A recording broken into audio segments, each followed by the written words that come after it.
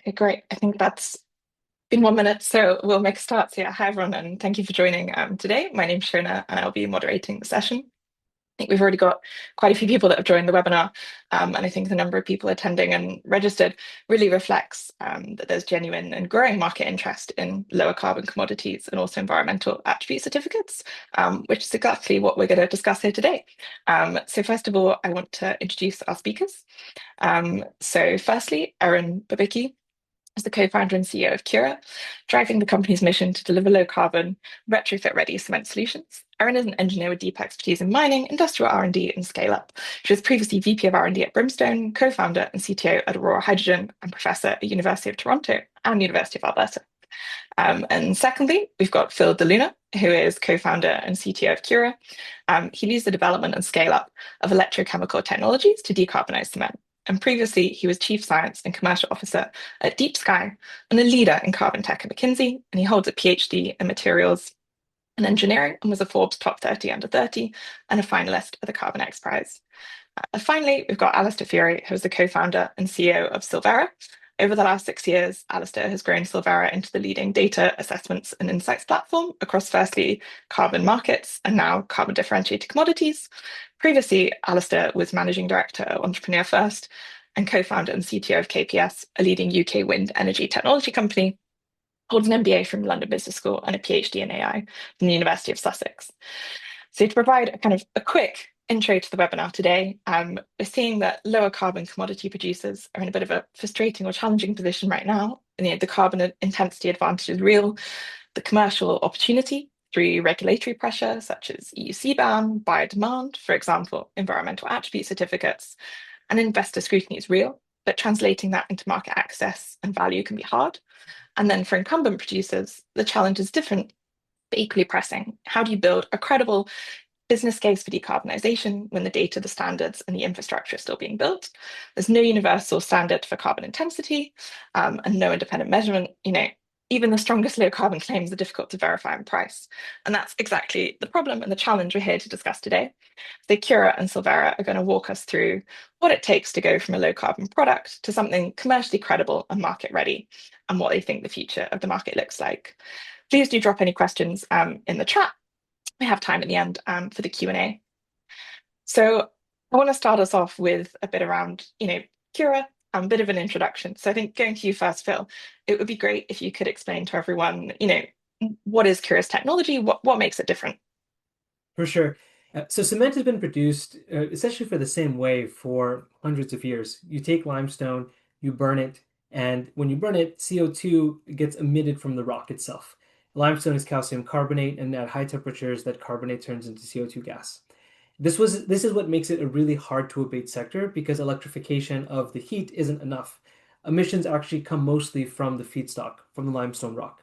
And so what we do at CURA is we've developed an electrochemical technology that uses electricity instead of heat to process limestone upstream of the cement kiln, removing the carbon dioxide from the feedstock, splitting it off, and then producing a pure stream of CO2 that is more easily managed or utilized, food grade, 99.9% pure, and then a stream of calcium that then goes into the existing infrastructure of an existing cement producer to produce the exact same chemically identical ordinary Portland cement. Because the most challenging approach in decarbonizing cement today is producing something that doesn't require a greenfield build, that doesn't require a brand new supply chain, and can actually be implemented and decarbonize the industry today. So that's what we're focused on at CURA. Electrochemical technologies to decarbonize cement today. Thanks, Phil. Super helpful. I think moving to Erin, I know you've had many conversations in the industry about decarbonising cement, and I'd be really interested to kind of understand what are some common misconceptions or maybe myths you encounter about cement decarbonisation, and what does the data actually show us? Yeah, thanks. And so Phil's actually teed this up really, really nicely. And so we definitely hear different myths from the general public, from investors, and from cement producers themselves. So starting, generally, with the public, The first myth is that a lot of folks think that most emissions come from burning fossil fuels in the case of cement. But as Phil just mentioned, actually 2/3 of the emissions are from the calcination when you heat up limestone, calcium carbonate, and burn off the CO2. So to meaningful decarbonize, you can't just switch fuels. It's not enough. You have to manage those process emissions. The second one that we hear quite broadly in the general public from cement producers and clean tech is that electrochemical technologies can't be cost competitive. So people assume that electrochemistry is expensive because electricity is expensive. But our process at CURA uses less energy than heating a kiln to 1450, and we produce this pure stream of CO2 for utilization as storage. And our electrolyzer operates at ultra low voltage, actually 1/3 the thermodynamic minimum potential of a hydrogen electrolyzer. And so this translates directly into low OPEX, and combined with a low CapEx, we can actually make low carbon cement via our electrochemical pathway at cost parity or below. So it doesn't have to be expensive. It can actually cost less. And if we're talking about, the value we can get in additionally to carbon, there's a lot of upside here. And then third one is that, we need to reinvent the cement industry to decarbonize. So there's, other startups out there. They've been telling the story that either we need new feedstocks or we need to change the binders. We can't decarbonize with OPC, but we really don't. I mean, the way that we're approaching this at CURA is to work within the existing infrastructure, the existing regulations to figure out a way to decarbonize the industry today, because it's a huge problem, right? So our technology lets existing producers decarbonize using their existing mines and assets and make the same OPC as Phil just mentioned that is used ubiquitously today. So our approach really is to supply technology into the existing industry so that we can decarbonize globally and do it quickly. Thanks both. I think you both touched there on kind of your technology and how you're bringing it into the cement industry. I think given that you're an early stage company and entering that market, entering the cement market, it'd be great to understand a little bit more about the specific challenges and also opportunities that you've faced over the last kind of months. Yeah, absolutely. I'll start with opportunities, although when I start talking about this, you might think, gee, that sounds like challenges. But, cement is responsible for 8% of global CO2 emissions. And that's as much as, every vehicle on the road. So it's a huge problem, but it's also a massive market. So $500 billion industry today, expected to grow to $700 billion by 2050. And for each ton of cement produced, up to, not always, but up to 1 ton of CO2 is released. And that CO2 is increasingly priced. So this is a massive problem, but it's a massive opportunity for us because, producers are already facing, 75 euros per ton in Europe, $110 per ton in Canada, rising to, $170 per ton by 2030. So when you make, as a producer, when you make cement for $50 to $80 per ton and you sell it for $150 per ton, carbon prices just completely wipe out your margin. And what we're seeing in industry is that there's no scalable decarbonization option today. And so that's a real opportunity for us because our technology at CURA allows us to avoid the cost of carbon and make cement at cost parity. So there's a lot of upside there. But that leads directly into the challenge. The challenge is scale for us today. Producers have told us openly, if this were proven at scale today, we'd buy it. So our job is really to scale fast, and that requires capital. But climate tech funding is tighter than it was a couple years ago, and investors have told us openly that they feel burnt by previous startups in the space. And so we have big claims, 85% CO2 reduction, and we need to validate them, really first to unlock the capital, but then second to unlock sales. And, that is where Sylvera's independent assessment has really been critical for us because it gives buyers and investors confidence that our numbers are real and that our pathway is credible. Thanks, Aaron. I think you touched there on, some carbon prices and the lower carbon cement that you guys are producing. And maybe coming across to you now, Phil, I think that's potentially another interesting thing going on here is it's in addition to just kind of entering the cement market, it's also navigating carbon markets alongside that. And we're seeing some evolution, for example, with environmental attribute certificates, EACs. Maybe you could just explain a bit kind of on top of what Aaron's already talked about, but what are the opportunities and challenges when you guys have been entering the carbon market, on that side? For sure. I mean, my background is in CDR. I've been working in carbon tech for a decade now.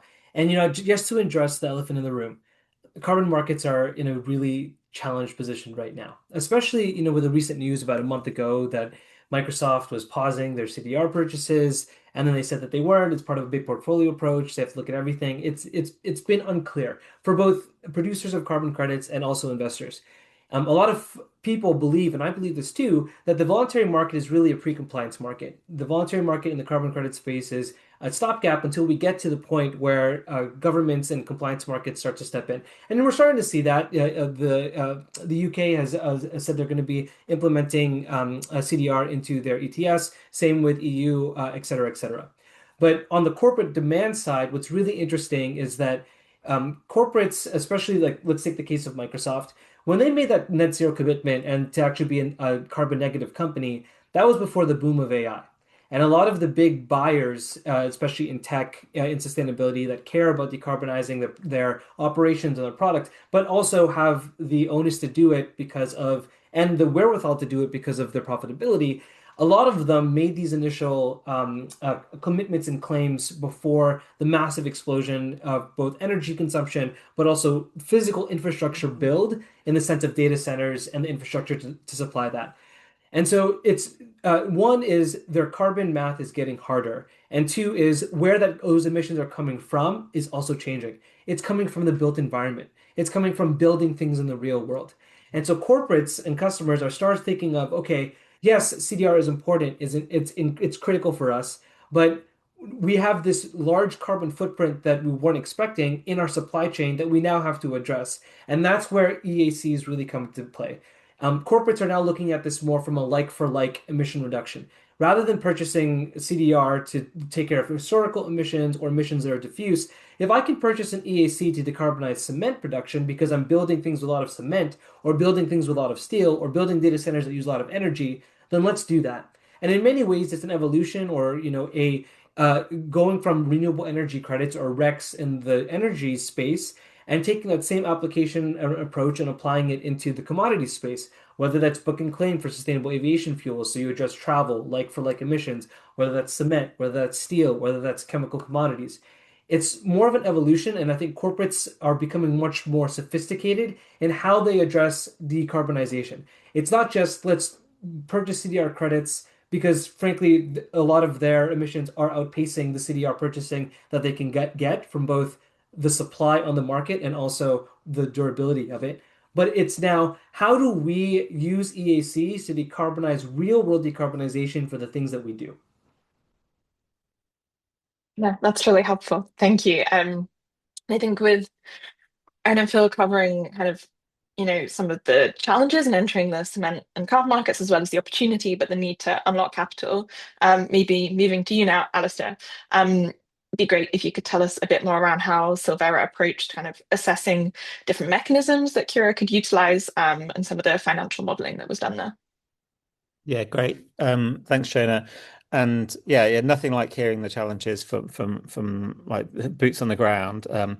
Definitely, there needs to be a financial return for investing, or at least clarity of where any value, economic value, dollar value is going to arise. And I think you use the word mechanisms, and you can have carrots and sticks, right? So you can have taxation. We obviously have EETS, or you can have willingness to pay a higher price for a product, and those things are going to be connected in many instances. But ultimately, that price differential needs to get realized in many instances to justify the investment in some decarbonisation activity, like reducing cement emissions. So this can get extremely complex. because the mechanisms, as you term them, are basically just systems that can allow you to realize that. So it could be you can actually generate carbon credits in the voluntary market to realize some value, but it could be a reduced charge under CBAM, for example. Each of those has many different requirements.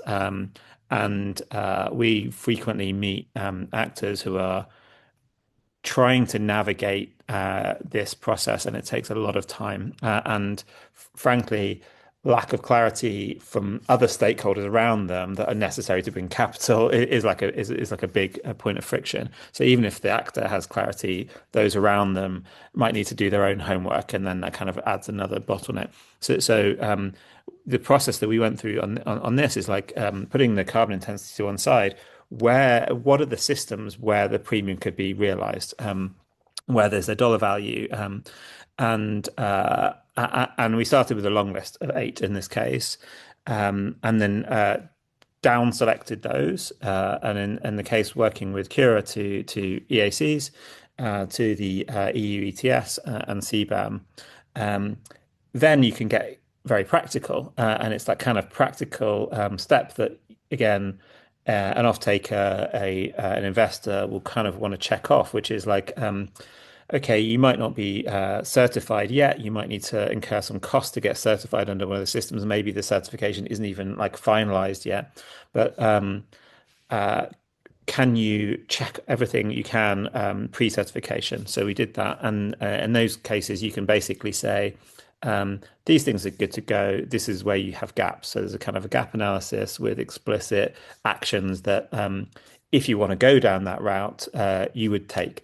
So you kind of know it's this many weeks, this much effort to get from 80% where we are to 100, or maybe we're already at 100. So having that clarity, the next kind of step, and then figuring out, okay, right, here are the options.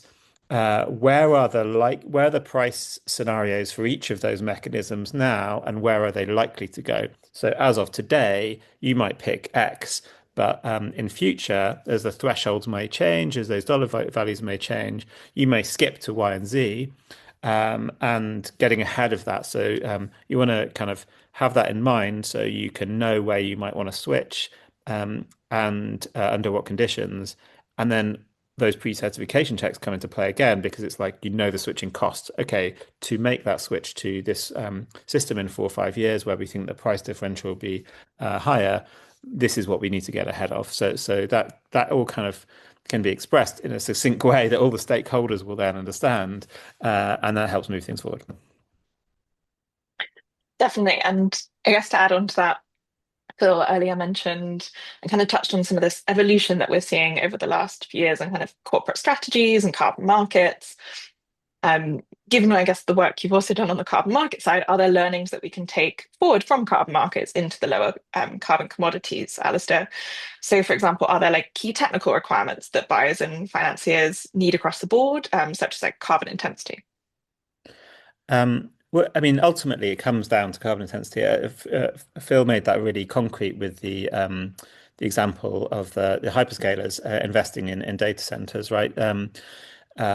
We are supposed to be going to net zero, which is you'd hope there would be a decline of emissions, and if the emissions are going up, then there's a challenge to solve for, and the ability for a lower carbon input like cement, steel, or energy can contribute to that is a direct function of that carbon intensity value per ton steel per kilowatt hour power.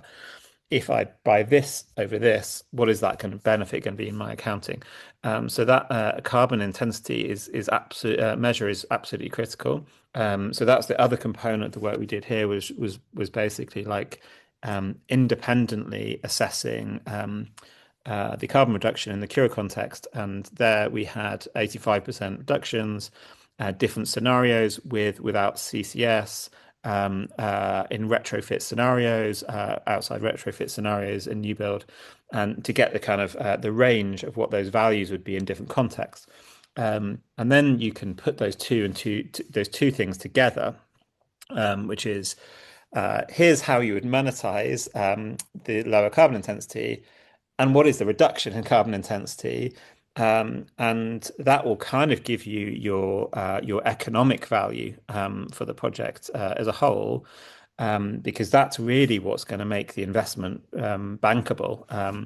And maybe here's like an analogy to what we've seen in carbon markets. As soon as those information asymmetries cost to get to that point of confidence and decision, as you can reduce those things, you the barriers to deploying capital go down, the friction, the time to deploy capital goes down.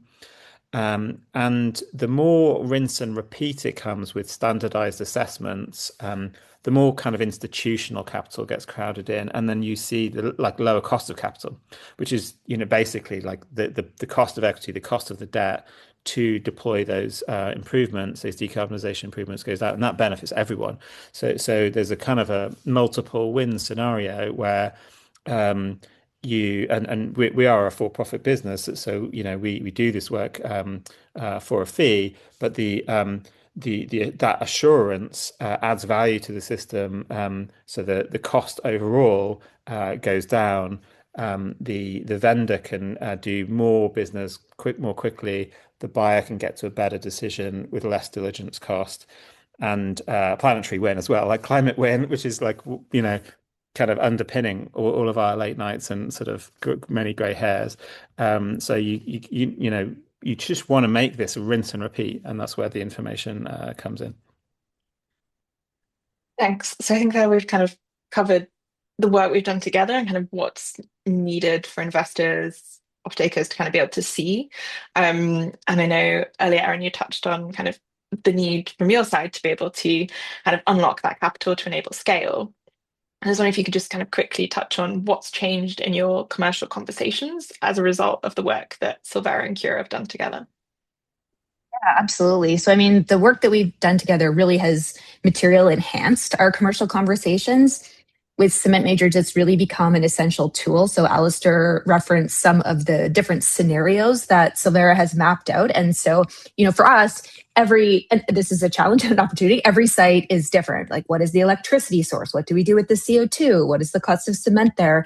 And now we can point to these various scenarios. So we've had we have the independent validation of 85% emissions reduction on a clean grid, but we can also say on a dirty grid, we can get 30% net new reduction. And that's validated externally. That's not just me on my on my Excel late night, like Alistair said.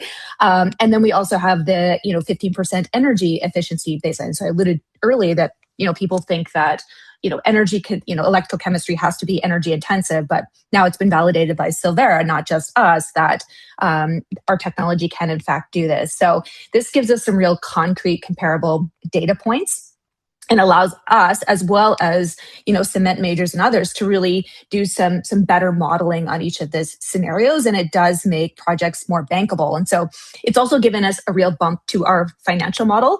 So given my background in the mining industry and hydrogen, I like to be very conservative when I'm running the economics of these climate technologies, because one of the things that I believe is that green premium is nobody's willing to pay that anymore. And so the technology needs to stand on its own. And so in the beginning, we did not include the value of carbon credits in our financial model.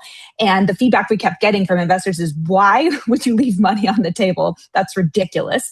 And so, we've had now we've had Sylvera come and say, okay, there is a value to these carbon credits. And now we have a number that we can put into our financial model. And while it looked good before, it looks even better now. So that's been, really, really helpful, and now that that value is credible. We're not pulling it out of thin air for what the value of carbon can be. And for investors, it's really been a shift from we claim to this has been independently verified. Here's the report. It's in our data room. It's very solid. So it gives investors really the confidence to underwrite both the technology and the business model. Thank you.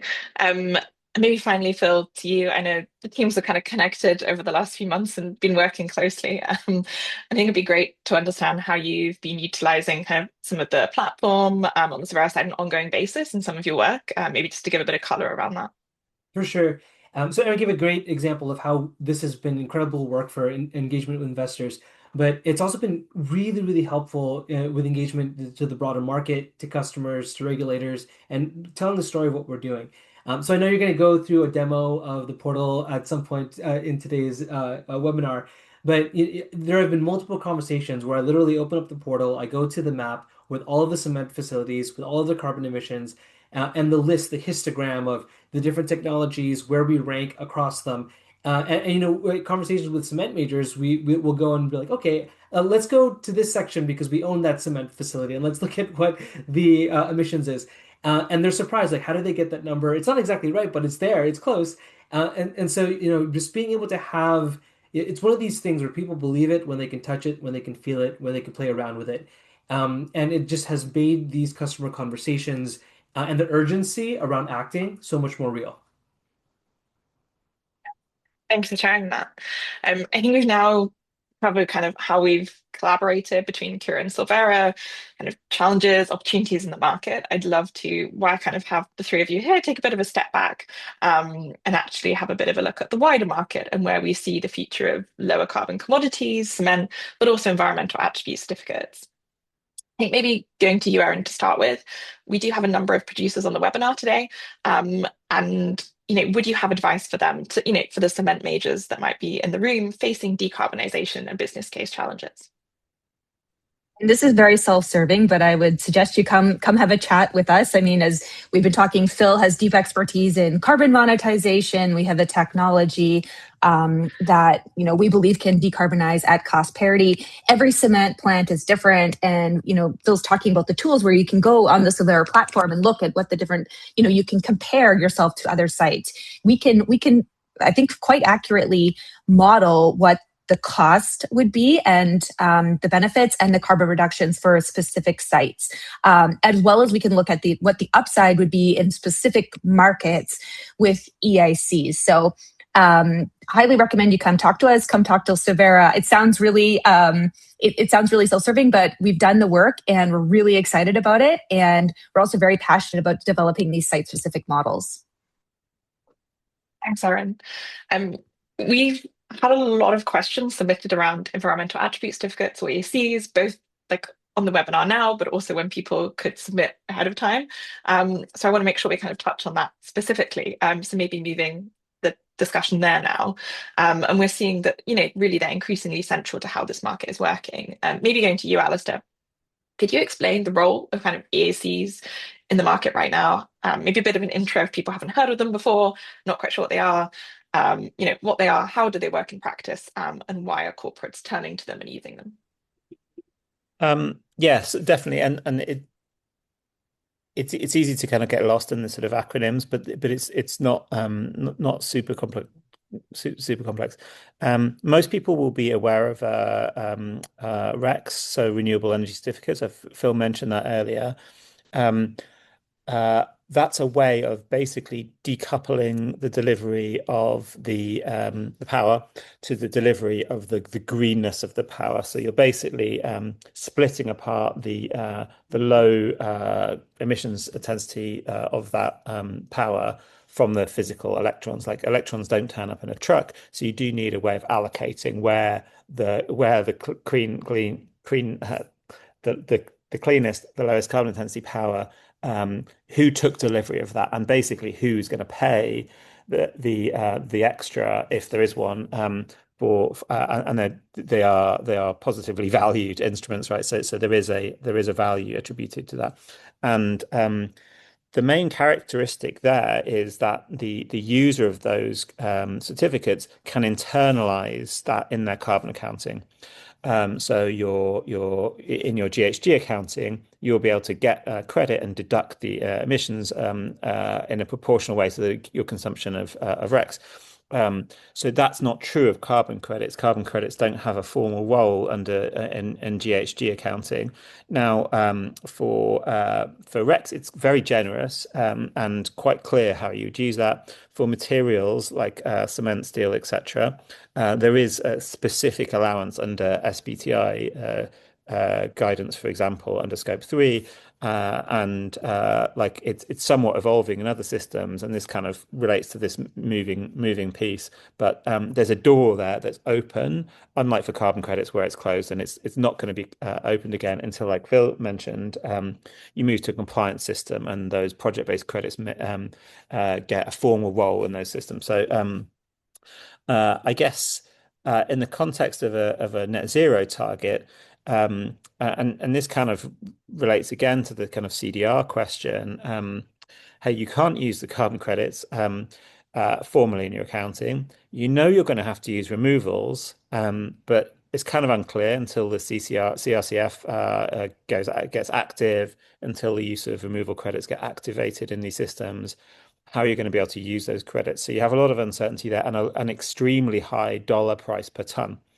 Um, Meantime, in most cases, you're struggling to deliver your emissions abatements, or you're growing as a business, and we've seen the hyperscalers having to manage this, and the mitigation hierarchy, which is basically like prioritize in sort of normal English, it's like prioritize emissions reductions first.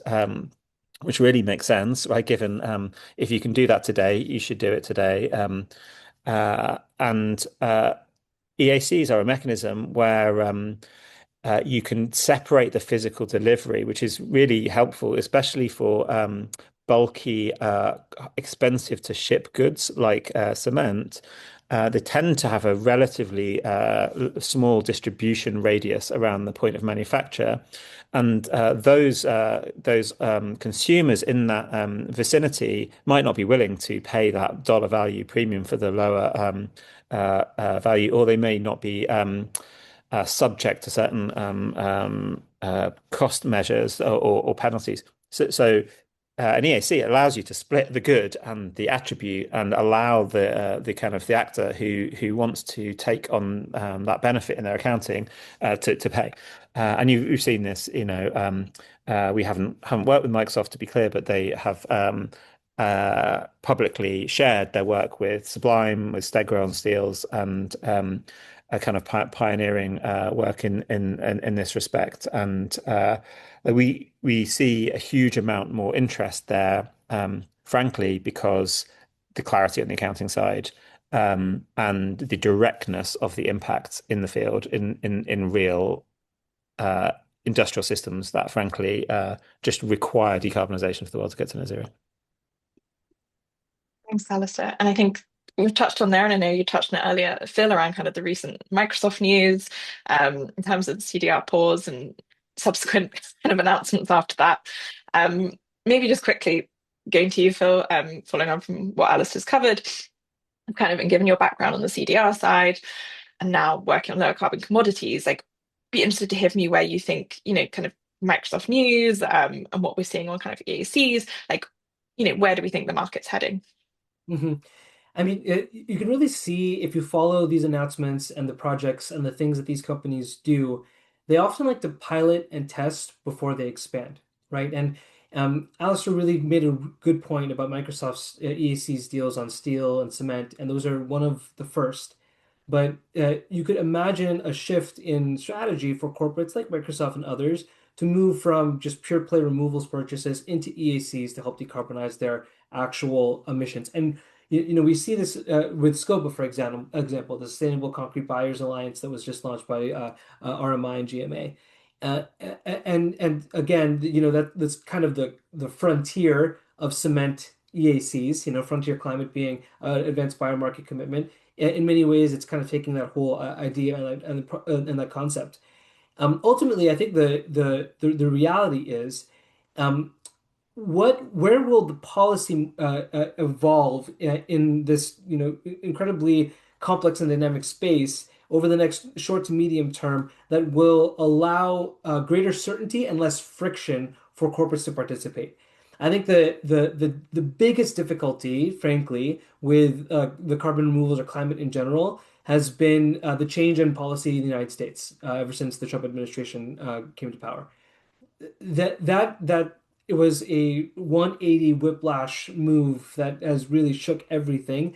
And the question then becomes, what will be the next 180 move? Where will that pendulum swing again? And will corporates be in a position will they build the foundation now? And will they stick to the commitments that they had before? And how will they use EACs, which I think they will, in order to, be well positioned once that pendulum swings back? Thanks. And I think it's a topic I'd love to dive more into, but also want to make sure we have time for like Q&A and answering all your questions. So maybe just to close out this piece of the discussion, I'd love to quickly hear from the three of you, maybe like 1 to 2 sentences, about what you think the future looks like for kind of lower carbon commodities, and what's needed for the market to scale. Maybe going to Erin first. Yeah, really, I think for lower carbon commodities to scale, there's got to be upside. So it has to positively impact the bottom line, and whether that's through EICs or, avoidance of carbon tax, et cetera. We have to do this at lower cost, and that's the only way we're going to scale quickly. Thanks. Maybe Alistair, you next. I mean, it's such a huge and obvious lever, and we've got over the next few years a massive driver from CBAM and various different pricing schemes. All these mechanisms are kind of there's this net closing. So future definitely bright. What's needed for the market to scale? It's a bit like many of these things, just to become boring. So like a lot of this kind of novelty value, diligence overload just should kind of go away, and everyone just kind of like the money move to the ground where it needs to on the basis of like increasingly standardized processes and information. And Phil, lastly, but not Yeah. least, would be great to hear from you. I mean, at the end of the day, in order for something to be a low carbon commodity, it has to be low carbon. And what underpins all of this is the build out of renewables and a decarbonized grid and energy. So I think that is critical. We're starting to see more of it, especially acceleration now with fluctuating oil and gas prices due to geopolitics. But if there's one thing I would say, it's more green energy as much as we can get it everywhere. Thank you. So before we move on to the Q&A even, I'm going to quickly kind of give a bit of a sneak peek of the platform that Phil mentioned. So hopefully that is now working. And this is the Sylvera platform. And you can make a free account actually online, and we can share this information after the webinar. But this is, in addition, some of the work we've touched on today was kind of private work done between CURA and Sylvera. And what we're showing here is kind of our global data, those kind of market insights, really trying to give that like broad view. So I think we touched on earlier some challenges around not having that kind of apples for apples carbon intensity comparison. And so that's something we've really done. You can see here that we've got the kind of top 8 CBAM commodities. But for the sake of today's discussion, we'll go into cement and kind of highlight some of the pieces there. So being able to kind of see an overview of and maybe some of the graphs that Phil mentioned earlier that he's been using around some of the benchmarking. So we have carbon intensity at facility level using kind of best available data for over 3,000 facilities, and gives you the opportunity to kind of benchmark. So I guess, for example, we will do this because we're talking to you guys today. We can have a look at CURA. And you can see here, filtering for CURA on the left, but you could filter, as a producer, if you're only interested in Europe, for example, you could just filter by Europe. And we're looking here at both operating and also upcoming facilities. So you can kind of see CURA sitting well down the bottom end of the overall comparison. But you could also bring up kind of cement majors on the other side. We use Pulse in this case, just to be able to see that distribution, their facilities. Going to kind of drill in a bit deeper there, really to the facility level. And you can see the full information below with our carbon intensity and also the confidence score and some other key bits of information. And then we'll just give a quick overview for the sake of time, but you can see kind of at that global level, being able to really dive into where all these facilities are, how do they compare. Again, being able to filter down by, are we only interested in Europe, a certain type of cement, a certain carbon intensity, being able to do that. Understanding price and market signals, tracking offtakes, kind of a key piece, whether you're a producer trying to be able to understand, where's demand coming from, what's happening in the market, or whether you're a buyer wanting to understand what are others doing? What are kind of prices that we're seeing? What are market signals there? That's all information. And finally, touching on some of that mechanism profile that Alistair mentioned earlier at high level, kind of giving some information around these, being able to understand what might be potential opportunities for you as a producer.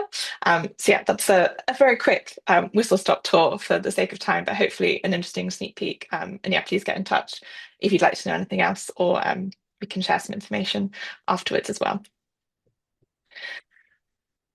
So I think we've got about 5 to 10 minutes left just to really touch on some questions. I think we've, definitely covered, there was a lot around EACs. So I think we've hopefully covered some of those key pieces earlier. But first of all, would be great to understand a question and kind of open to whoever would like to answer this. Is there consistency in the quality of EACs, and what is needed to scale EACs to a robust market?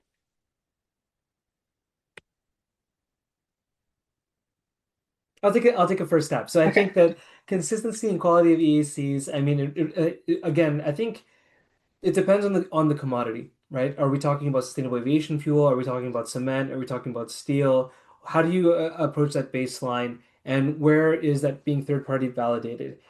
So to really scale, and if we look at renewable energy certificates as an example, it's mature, it's consistent, it's high quality. When you purchase one, you know what you're getting, and a lot of oftentimes they're distributed and produced by large massive utilities, which are often public-private partnerships, so the risk there is relatively low. That is what we need to get low commodity ECs to scale. Is if I look at VPPAs and the renewable energy market and RECs, and I say that is where we need to be. Thanks. That's great. I think we've also seen some questions from buyers who are on the webinar, and maybe, starting with a simple question of how can you actually use EACs and how do they sit alongside insetting and voluntary carbon market-based strategies, and also compliance mechanisms. I know we've touched on this potentially, both Alistair and Phil, to some extent, but maybe Alistair, you could kind of just give a bit more color there.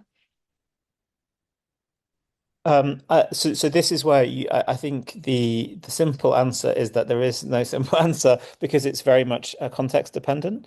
So you couldn't, for example, use an EAC as and other than power, but you couldn't use a materials EAC and then use it to reduce the CBAM liability. As far as I understand it, you would just see a lower cost applied under CBAM for a lower carbon cement. Within a certain jurisdiction, it's going to basically depend on your local interpretation or regulations, and you get into a kind of spaghetti chart of eligibilities and technical requirements. And this is kind of like, and why I would kind of never give a definitive answer about it is what we do is represent all of those in a systematic manner so that you can determine with a level of confidence in this system at this time this would be the eligibility for that because there's no one size fits all. Uh, Free to be happy to be corrected, but my that from my limited experience, I it's kind of the actor basically needs to do the work to figure out their obligations and or eligibilities for certain mechanisms. Thanks. And maybe as a follow-on point, that someone's just posted in the chat was a question of people see innovations like environmental attribute certificates, ESCs, as being competitive with products like nature-based credits, nature-based CDR. Do you guys see them as truly competitive, or are they actually additive? Maybe Alistair, I don't know if you want to keep following on to that I mean, I question. can do. These are great. I've seen some really good questions here. We should maybe share these. So thank you for the audience. It's great to see these. Uh, so there's different levers to pull. Like there's a global optimization, which is with the least amount of, well, given time constraints, capital constraints, and political constraints, which are definitely real and probably underemphasized. People can only kind of take so much so quickly. Um, there's a global optimization to get to net zero or as close to it as quickly as we can.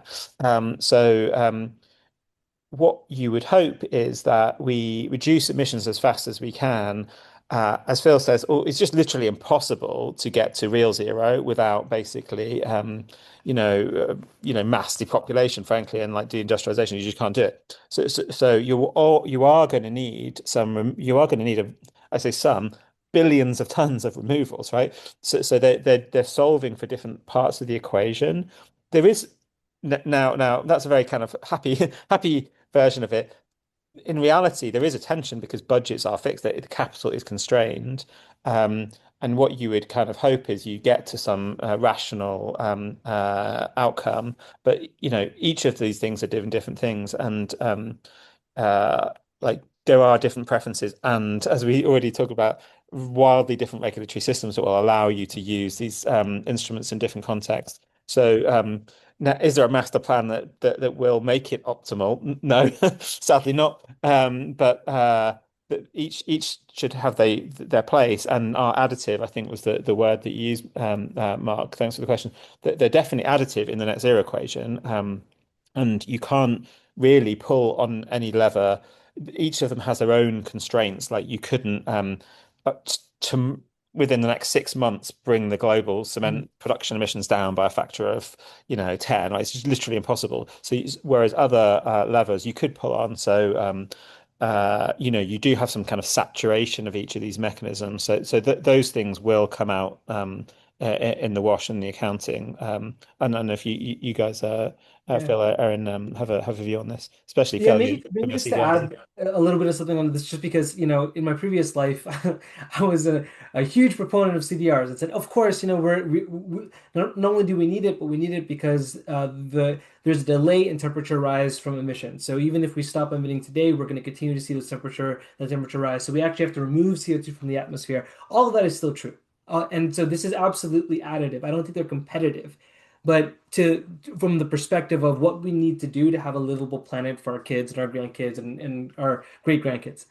But Alistair made a really good point, which is in a world of constrained resources, where do you put your dollar first? And I think what corporates are doing is they're putting it on where you can make the most bang for your buck, so to speak.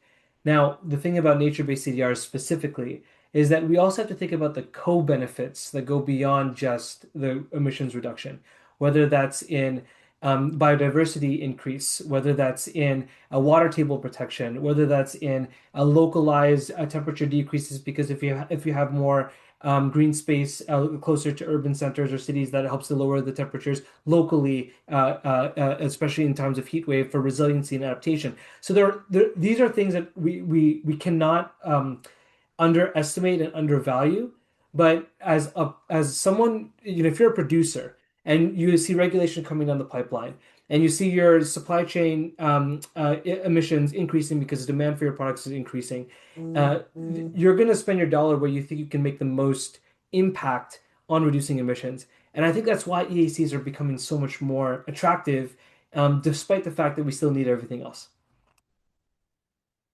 Thanks both. And yeah, this is a really interesting discussion, but I'm aware we have run over already. So I'm going to do one last question just to close us out. And maybe Aaron, this one's one you could take. So the question was, what needs to happen for EACs for low carbon materials to become a scalable and trusted market? I think included in that was, do you have any thoughts on what needs to happen on data standards and governance for EACs to move from an emerging instrument to more of a mature one? I think you hit it in the question, right? It's just standardization, right? Collect the data, let's standardize it, let's be transparent in the value and the what these are composed of across. And I think that's the only way we can get there. Thank you. And yeah, thank you everyone very much for attending and listening to the webinar. It was a really great discussion, and we'll follow up with the recording and some helpful materials as well. And thank you very much to the panelists for taking the time to speak today. A really, really interesting discussion. Great, thank you. Thank you so much. Thanks, Al.